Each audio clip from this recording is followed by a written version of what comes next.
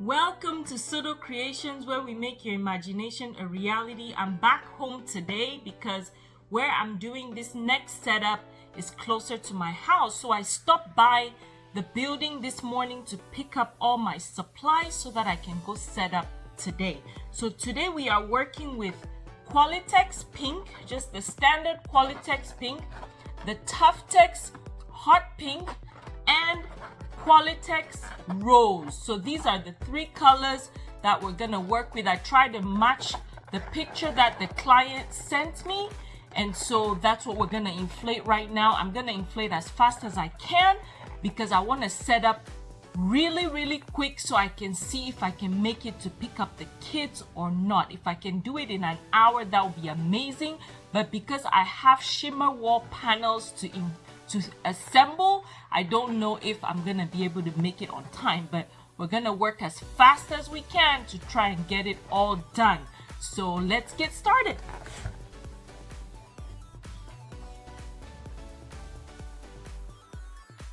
We are going to inflate the balloons from the lightest shade to the darker shade, because why not? That's more fun, right? At least that's what I'm thinking here. So as I inflate the balloons, you notice that the balloons come out oval or egg shape. That's not the shape we're looking for.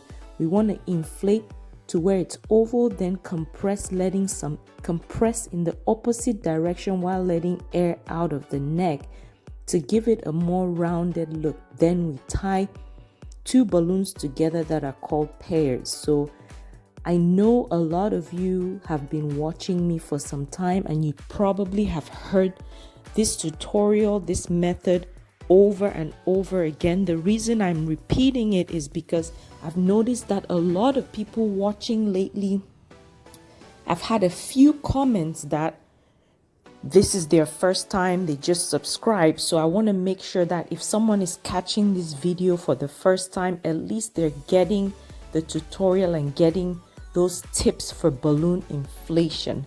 So once you inflate the pairs, then you start intertwining your balloons together. And I usually go with 6 balloons, not more than 6, because I find that especially with these bigger balloons, we have 11 inches and 18 inches that we're inflating. For Tuftex, it's 17, not 18.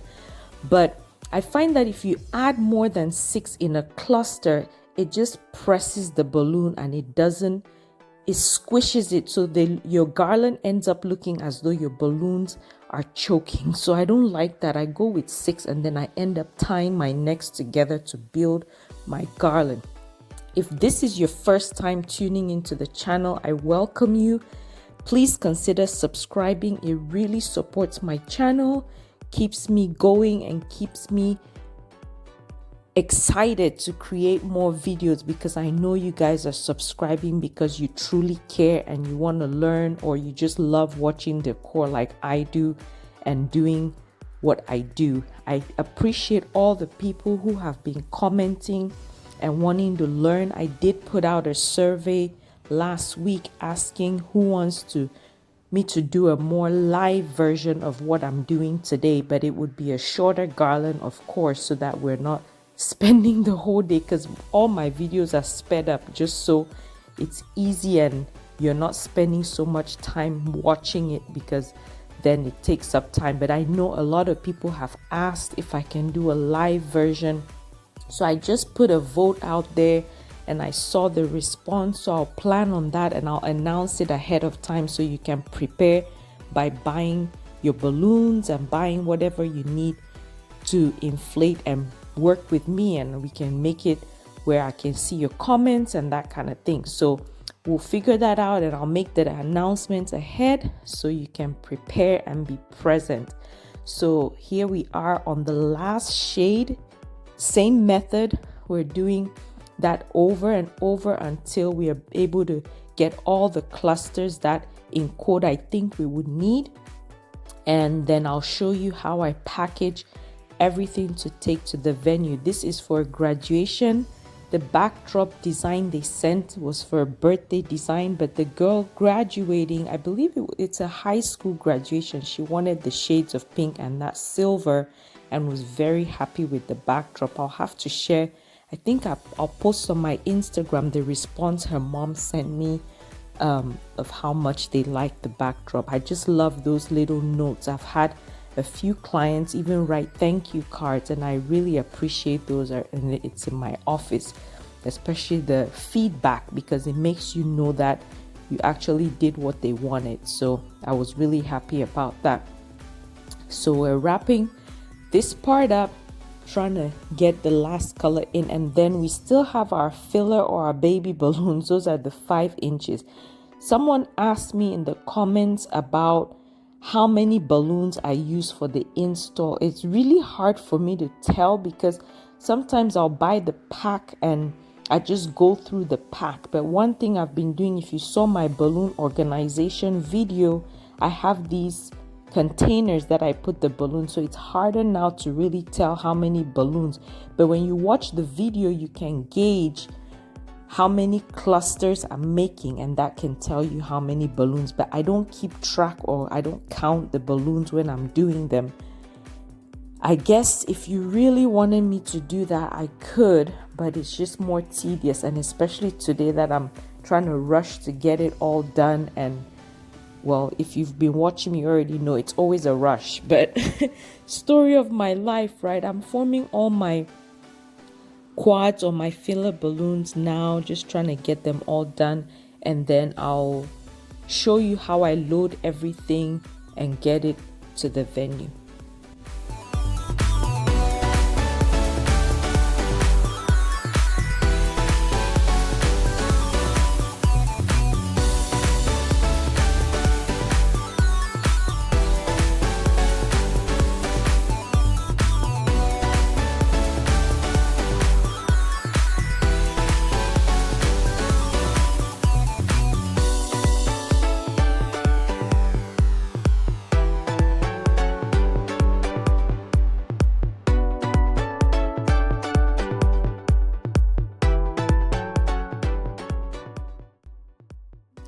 All right, we're all done so far. Here's my U-Haul bag. You can see that it's been well used and it's still going strong.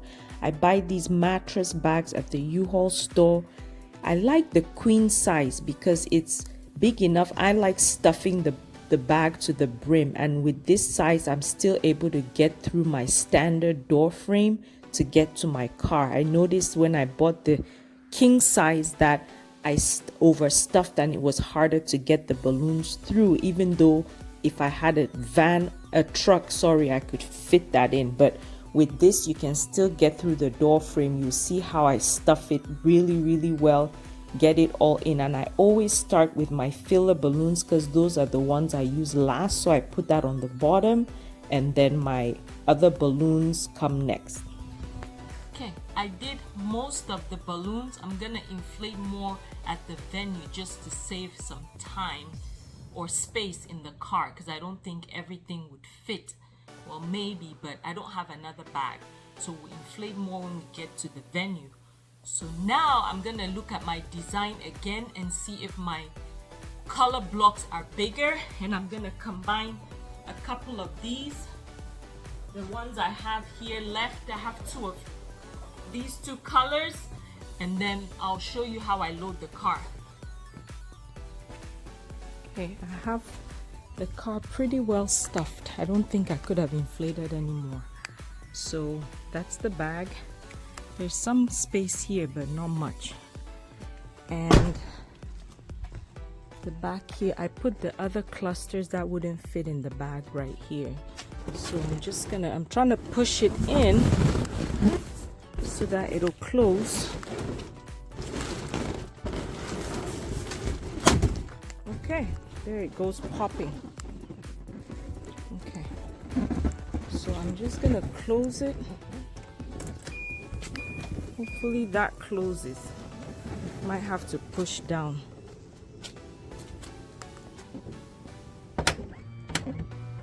Okay, that closed. Now we have just 3 balloons here. That's why you don't press on them, but this should fit in here. So there we go. Okay, let's go to the venue. All right, we are at the client's home and I am adjusting my base so that I have room between the wall and the backdrop. The first issue I came across when I got here was that we were setting up against the window. That's something I always forget to ask. I don't face it that much. I don't know why I assume that it's gonna go against the wall. The reason I say that is because these shimmer panels are just the light is gonna go right through it and it'll reflect in the picture and the color will not look good. I'm gonna attach a picture with the light coming through. You'll see the difference, but I'm adjusting my panels here, looking at the image to see which corner is exposed, and I have my crossbar on the floor as well so that I know how long to connect all the panels so they'll fit the crossbar. Another thing is, since one corner of the design, if you remember from the inspo picture, does not have balloons around it, therefore I have to adjust my crossbar so that it sits and it's hidden on the corner, covers the upright on the right side, and is covered on the top. So all you see is the shimmer wall in the corner and none of that. So you can see where I adjust that crossbar so that when I hook it onto my upright, it's gonna hide the upright, but second of all, it's not gonna show from the top. I first connect 2 zip ties because I didn't know that the one zip tie was gonna be long enough to attach, and then I had to clip it off, and now we're just gonna connect all the zip ties to hold this crossbar in place. Then I'll be able to lift it. If you watched the surprise birthday tutorial, you remember I connected the full shimmer wall because I had help, and my friend helped lift everything up and hook it onto the backdrop. But this time, since I'm by myself, this is how you would connect it on your own. So my other issue was I have 2 boxes of these shimmer walls that I ordered at 2 different times. I had one for Sabi's 10th birthday. This is what I'm assembling right now. But the second one I had to buy more just so I could create a bigger backdrop. Well, I'm gonna show you how I lift this up and then I'll tell you the problem I was facing when that time comes. So see, I'm by myself. I close the curtain to see if that helps any with the light, but you can just see the light coming through. You can even see the crossbar clearly through that. So I definitely have to have something covering that back so that it doesn't block the light. Now the next plan is to connect the pieces on the floor and just link it onto the panel that's already there. Because I know it's gonna have to be taller, I just raised it a little bit so that I don't break the shimmer wall. So I'm connecting 4 more panels and attaching them there. So we're gonna keep doing that with the rest of our shimmer wall until we have the full thing covered. Now the problem I faced here is that the second box I ordered, which is after the first one, months after, I realized that the pieces don't fit well. Even within themselves, they don't fit the hole to click it on. And obviously I'm using my fingers here to connect all the pieces. But when I put that together, you see me struggle quite a bit. Even though the video is sped up, it was very, very hard to get those pieces connected. It's been 2 days now and my index finger and thumb still hurt from this. So even among the panels that came on themselves, I know I'm always very transparent with you guys on what I do and what I recommend. So I have these panels on my Amazon storefront because so far I've loved them. They do so well. So my advice to you is, if you purchase them, make sure you open the box and try out a couple of panels. Make sure you're able to click it. It shouldn't be too hard to get it to connect. If it's that hard, like some of them couldn't even go through. I had to really press so hard just to get it to work. So make sure you check that before you use it. That way you're not past your return window. My other thing now that I'm thinking is, how am I going to take it apart? It's probably going to break the panels because this is quite hard to get. It was really, really hard for me to connect them. The other thing I ended up doing was I found that since the pressure between my index finger and my thumb, it was harder, I decided to flip the whole thing over so that I can use the floor as some pressure to just push down, and then towards the end, sadly, I used the scissors to press down on the sides. But really, if you buy them, make sure you open the box, try it out, and make sure that those pieces slide in, not loosely, but at least enough that you can take it apart easily. Now I'm attaching my 260Q on the pipe and drape. That one is open because that's the side that will have the balloons. The other one you can see is well covered with the shimmer wall. We're just tying all the points that will hold our balloon garland in place. Now that that is all done, I'm gonna have to attach some 260Q. Someone asked me what a 260Q is. Those are just those skinny balloons that they used to design little animals at kids' birthday parties. I use those quite a bit for different designs as well, but they help me a lot. The cheaper ones, I just use those to attach my balloons to backdrop and sometimes use them for assembling. So now I'm pulling on the necks to attach. We're forming the base of the garland and then we'll build on from there. So I decided to go with the ombre effect from darkest to lightest. I don't know what it is with me with darkest to lightest. In this video, I inflated it lightest to darkest. Now we're darkest to lightest. But I'm assembling all the pieces, repeating that pattern, straightening everything out because that side is gonna be upright, and then we'll just add a little bit on the base. The design they gave did not have too much of, it wasn't as full, which is fine too. It was beautiful at the end. So now I'm trying to figure out how to attach, and I bend the garland a little bit. You can see where that other piece is sticking out, where there's that hole on the bottom by my knee. I end up catching that later on and adjusting it. But I'm trying to do too much at the same time here, honestly.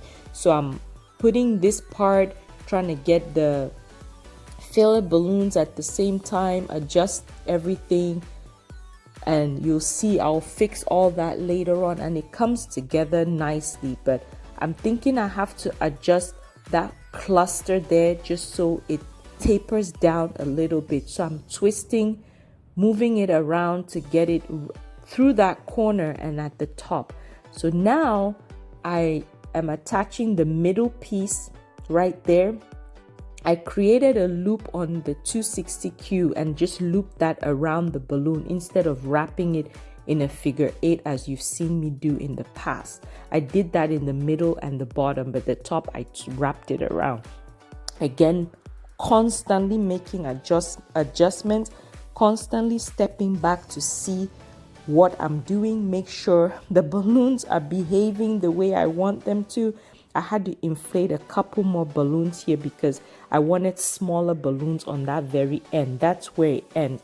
Again, towards the right, you see the shimmer wall. That corner right there will not have balloons and you don't see the pipe and drape or the metal stand. So that's what I was talking about. You put your crossbar in such a way that it'll hide behind the pipe and drape. The good thing is the shimmer panels have a grid, so you can pretty much put your pipe and drape on any point of it. So that is that. We're adding to the garland on the base, then we're gonna put our filler balloons. The other thing was I forgot my congratulations sign, and because I was gonna come back to put the congratulations sign, I decided to bring that drape to put on the back as well. So I'm gonna let you guys finish watching how I set this up, and then I'll show you guys the pictures at the very end, the difference between that light coming through and also with the black backdrop on the back. So keep on watching.